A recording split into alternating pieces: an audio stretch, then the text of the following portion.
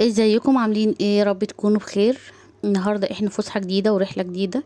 احنا موجودين في نادي طلائع الفرسان، والمكان بالتحديد زهراء مصر القديمه بجوار محطه المترو. اولا كده سعر تذكره الدخول بتاعت النادي هي 5 جنيه. النادي موجود بقى فيه 4 ملاعب كره القدم، موجود معانا كاراتيه، موجود معانا 2 حمام سباحه، وجيم كبير طبعا للسيدات والرجاله. طبعا الجيم اهو. هقول لكم المواعيد بالتفصيل والاسعار. المعامله هناك كويسه جدا جدا، والجيم جميل جدا. طبعا تحت اشراف كابتن خديجه.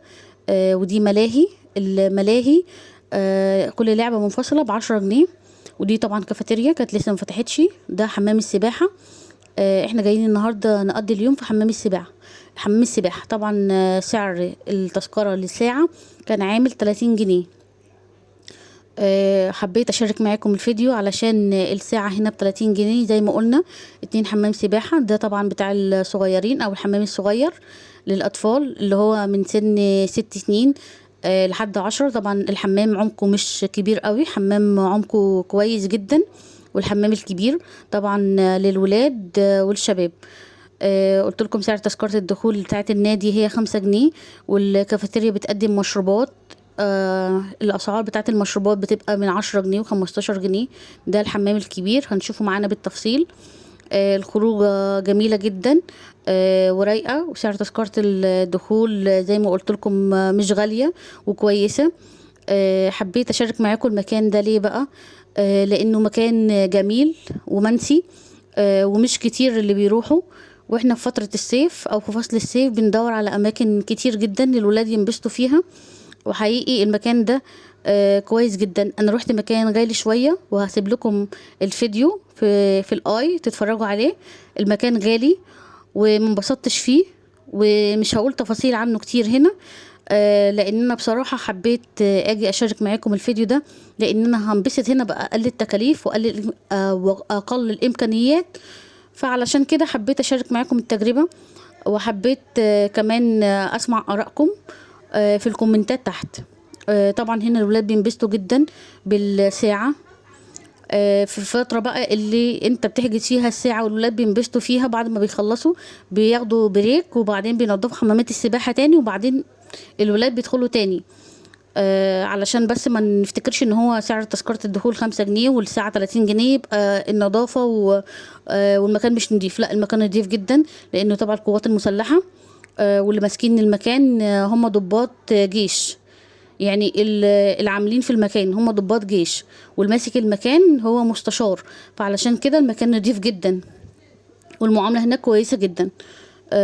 طبعا التفاصيل بقى. الجيم طول الشهر ب200 جنيه. المواعيد 3 أيام صباحا و3 أيام مساء. والماسكة الجيم كابتن خديجة. طبعا هي ذوق جدا ولطيفة، والمعاملة هناك كويسة جدا. ولو روحت الجيم حقيقي هتنبسطوا ومش هتبطلوا تشتركوا فيه طول السنة. بالنسبة بقى الكورة الاشتراك للولاد بيبقى 150 جنيه في الشهر. طبعا كابتن ناصر هو المسؤول عن تدريب الكورة. كابتن ناصر كويس جدا. في يونيفورم هناك للكورة.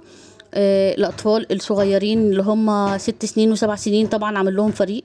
والكباتن هناك كويسة جدا بتاعت الكورة. المواعيد بقى بتاعت الكورة دي بتبتدي من 6 مساء 3 أيام. و3 أيام بيبقى حوالي ساعة. كمان هناك في اشتراك للسباحة بيبقوا 8 حصص، والاشتراك بيبقى ب300 جنيه. لو أخين بيعملوا لهم طبعا تخفيض حوالي 550 في الشهر. طبعا التفاصيل كلها تقدروا تسألوا عليها لما تزوروهم. حقيقي هتنبسطوا هناك. الكافيتيريا هتفتح كمان شوية، بيقدموا مشروبات. احنا هنا كنا على الساعة حوالي 3 العصر كده. الحمام رايق، مش زحمة. هو للأسف احنا بنروح بس للولاد، لكن مفيش حمام مغطى للسيدات. احنا هنروح جزيرة المعادي ان شاء الله، هصور لكم الحمام هناك، حمام السباحة. في طبعا حمام مغطى للسيدات وفي للولاد. وطبعا لو عايزين حمامات سباحة معانا حلمية الزيتون او حديقة القوات المسلحة في حلمية الزيتون. طبعا سعر تذكرة الدخول هي 25 جنيه. وحمام السباحة هناك كان عامل 50 جنيه للساعة. طبعا ده التفاصيل اللي افتكرها من السنة اللي فاتت. مش عارفة التفاصيل السنة دي هتبقى ايه. بس احنا هنا انبسطنا جدا واتفسحنا جدا في المكان ده، على قد ما هو رخيص بس حقيقي انبسطنا، لان الجو كان رايق والحمامات نضيفة زي ما قلت لكم. اتمنى تروحوا وتستمتعوا. بحاول اجيب لكم الفسح اللي رخيصة او على قد الايد او على قد الامكانيات، لان احنا معانا فصل الصيف طويل جدا، طويل جدا. والولاد عايزة تنبسط كل يوم وعايزة تتفسح، وعايزين يلعبوا كورة طبعا، لان الانشطة البدنية دي بتقويهم افضل من التليفون واللاب وكده.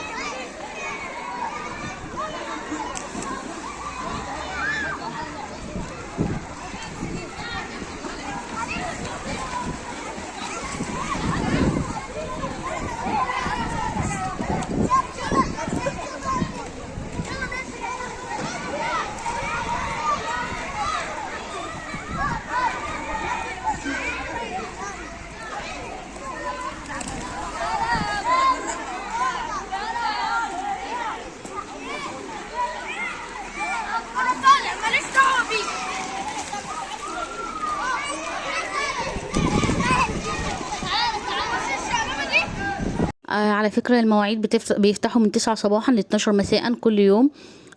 وكمان مسموح بدخول المأكولات والمشروبات والألعاب الأطفال والكورة. كل دي حاجات مسموح تدخل بيها النادي عادي، مش هيقولوا لك لأ. احنا بنقضي اليوم بناخد ألعاب الأطفال وبناخد الأكل معانا، وبننزل نقعد طبعا في الكافيتيريا عادي، وبندخل حمام السباحة ونلعب الأولاد في الملاهي، وفسحة سعيدة ورحلة سعيدة. وشكرا.